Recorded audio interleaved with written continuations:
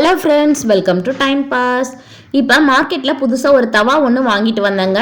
நான் வந்து ஏற்கனவே நான்ஸ்டிக் பேன் தான் யூஸ் பண்ணிட்டு இருந்தேன். அது போயிடுச்சு, அதனால தான் வந்து இது வாங்கியிருக்கேன். ஃபர்ஸ்ட் டைம் நான் வந்து இது வாங்கியிருக்கேன்.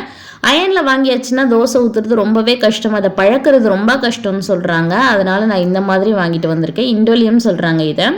இது மேலே இருக்கிற ஸ்டிக்கரை வந்து ரிமூவ் பண்ணிவிட்டு அதுக்கப்புறம் நம்ம வந்து பழக ஸ்டார்ட் பண்ணலாம். இது வந்து கையால் பிரித்து எடுக்காதீங்க.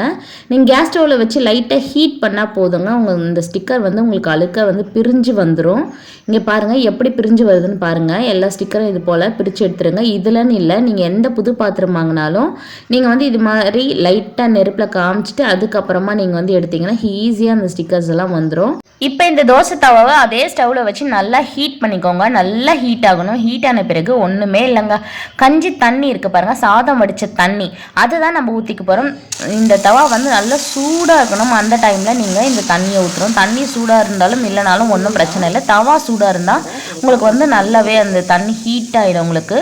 அது மட்டும் இல்லை, ஊற்றின பிறகு ஒரு 2 நிமிஷம் போல் அது நல்லா ஒரு மாதிரி பபிள்ஸ் வரும் பாருங்கள், புகை வரும் பாருங்கள், அந்தளவுக்கு காயணும். காஞ்ச பிறகு அதுக்கப்புறமா நீங்கள் ஸ்டவ்வை ஆஃப் பண்ணிடுங்க. இது நைட்டு ஃபுல்லாக அப்படியே இருக்கணுங்க. ஒன் டே நைட்டு ஃபுல்லாக இருக்கணும். இப்போ நான் மறுநாள் காலையில் பார்க்குறேன் பாருங்கள், ஒரு மாதிரி கஞ்சி மாதிரி ஆகிட்டு அது ஃபுல்லாக ஏடு கட்டியிருக்கு. இது வந்து நல்லா உறிஞ்சிருக்கும் அந்த தவாவில், நைட்டு ஃபுல்லாக ஊறிட்டு இருந்ததுனால. இப்போ இது எடுத்து ஊற்றிட்டு வாஷ் பண்ணிடுங்க. வாஷ் பண்ணிவிட்டு திரும்பவும் நான் வந்து ஸ்டவ்வில் வச்சு ஹீட் பண்ணிக்கிறேன்.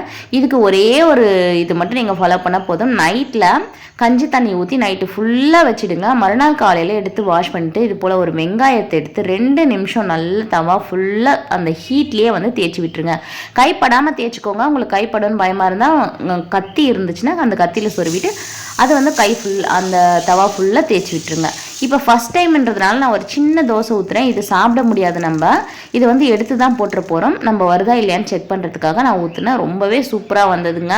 நான்ஸ்டிக் பேன் மாதிரி ஊற்றின உடனே வந்தது, கொஞ்சம் கூட ஒட்டவே இல்லை. அதுவே அயன் பேன் வாங்கினீங்கன்னா உங்களுக்கு ரொம்ப ஒட்டும். இப்போ 2வது பெரிய தோசையே ஊற்றிருக்கேன் நான், அது எப்படி வருதுன்னு பார்க்கலான்ட்டு.